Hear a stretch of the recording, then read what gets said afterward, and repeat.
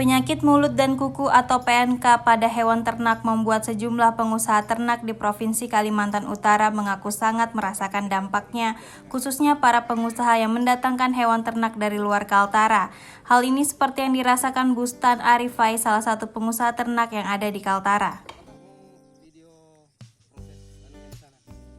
Bustan mengaku dampak pertama yang dirasakan adalah penurunan jumlah pengiriman dari kelompok tani ternak yang dikelolanya. Tercatat, jika di tahun sebelumnya pengiriman sapi kelompok tani ternak dari Bone, Sulawesi Selatan mencapai 20.000 ekor, sementara saat ini hanya mencapai 2.000 ekor.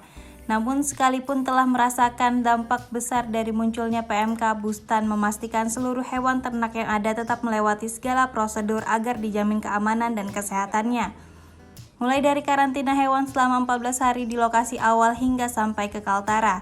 Sekalipun PMK yang sampai saat ini menjadi momok para pengusaha, ia bersyukur menyoal daya beli justru tak cukup merasa suatu dampaknya, melainkan bertolak belakang lantaran daya belinya justru tinggi, di mana jika sebelumnya H-10 Idul Adha penjualan baru terlihat, saat ini sejak sapi-sapi datang sudah terlihat daya beli masyarakat tinggi. Setidaknya sudah terjual 50% sapi. Bustan mengaku lonjakan harga jual saat ini tidak signifikan, sekalipun diakuinya kembali untuk daya beli masyarakat cukup tinggi. Ia berharap selaku pengusaha hewan ternak agar kedepannya persoalan PMK ini dapat segera diatasi, sehingga proses pengiriman hewan ternak yang mendatangkan dari luar daerah dapat jauh lebih lancar. Kita selaku pengusaha berat untuk menyeberangkan sapi dari Pulau Sulawesi ke sini karena penyakit PMK ini. Jadi kami dari pelaku pengusaha sapi mengambil inisiatif tersendiri dan kandang kami disurvei dan dinyatakan layak untuk karantina sementara. Jadi kami karantina mandiri istilahnya.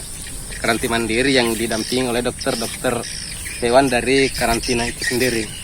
Berarti sebelum dikirim ke sini karantina dulu di sana Pak ya? Karantina 14 hari dia. Sampai di sini karantina lagi. Sampai di sini karantina lagi, tapi karantinanya di sini karantina mandiri. Artinya kita sendiri yang pegiat peternak itu ya harus sadar diri lah.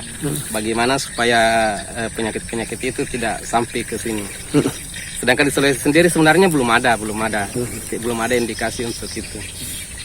Nah, kalau untuk jumlah pengiriman itu apakah ada pengurangan atau bagaimana? Sangat berkurang.